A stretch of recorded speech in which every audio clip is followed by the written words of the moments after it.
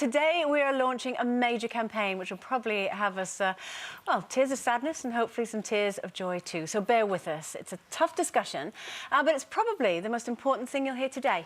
Lighten the Load is our big mental health campaign, and its aim is simple: to help us all lighten the load when it comes to everyday pressure and stresses.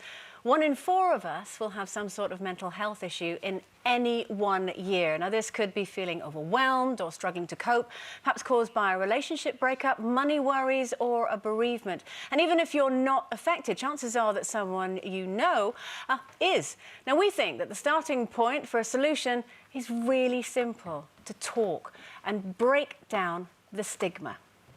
Yeah, it's because there is such a stigma still, isn't there? And I think that in so much of life now, we don't talk where we used to. No. I mean, just think about, I don't know what you were like, but all the time I was growing up, maybe up until about 10 years ago, you always had phone calls in the evening. I'd get home from school, I'd get on the phone, I wouldn't go off the phone until tea time and then bedtime. And then as I got older, glass of wine, get home, have a nice long chat on the phone. And now, if I want to phone someone, I'll text them a couple of hours later and say, is it all right if I phone you? Just that one thing, that amount of talk that's been taken out of our normal everyday life. And I think that it's one of the most important things. I mean, really sharing stuff, which we all do on a big scale and quite often overshare, I think is big business, really, for loneliness, for mental health issues. I mean, even that word, did you say it? Mental health. There's so much stigma to it. I mean, I knew that this was all coming up, and there's all sorts of issues in different parts of my family, mental health issues,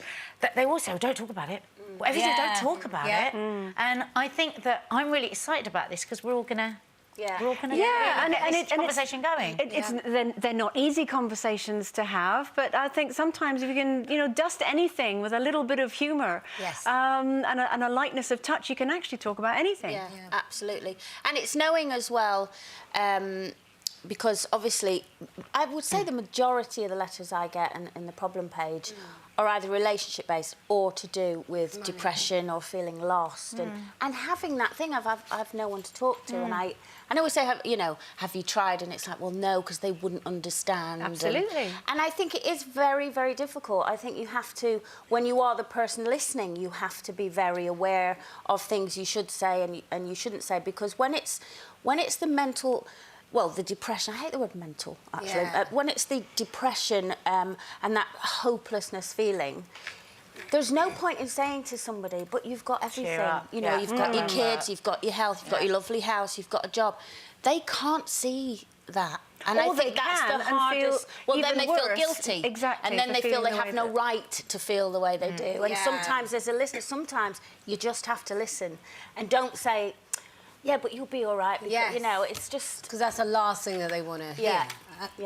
Completely. I mean, sorry. We did our own survey as Loose Women. We conducted a survey for this campaign. It was with one poll, and 76% of adults revealed that they'd had moments when they'd struggled to cope. 40% have had this 4 times or more, and almost half never talked to anyone about their struggles. And I think, I mean, June, you've talked about this earlier in the year. Yes. Suicide is the #1 killer of young men in Britain. This year, female figures are increasing as well. Over 6,000 men and women died of suicide in 2014. Completely. I mean, you know, I spoke about this in January, and my family was still dealing with it. But my brother took his own life last year, and there were no signs. We had no idea.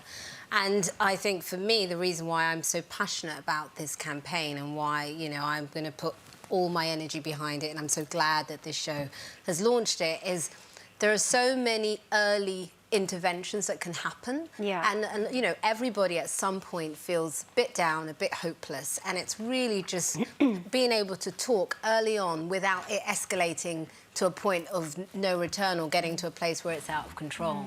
And it's taking away the stigma in the way that 20, 30 years ago, none of us worked out, whereas now going to the gym is normal. And I think it needs to be the same with mental health and how we sort of tune up our brains for the day. If you've enjoyed that, then why not click here for more? And don't forget to subscribe by clicking here. so that you never miss out on the best Loose Women moments. Get home and you do this, you pull yourself together and you open the front door and smile, because you don't want to burden anybody else, whether it's family or friends or your other half or anything like that, because they're not necessarily going to understand. And I think that Did your other half pick up on it, though? no, I was very good at hiding it.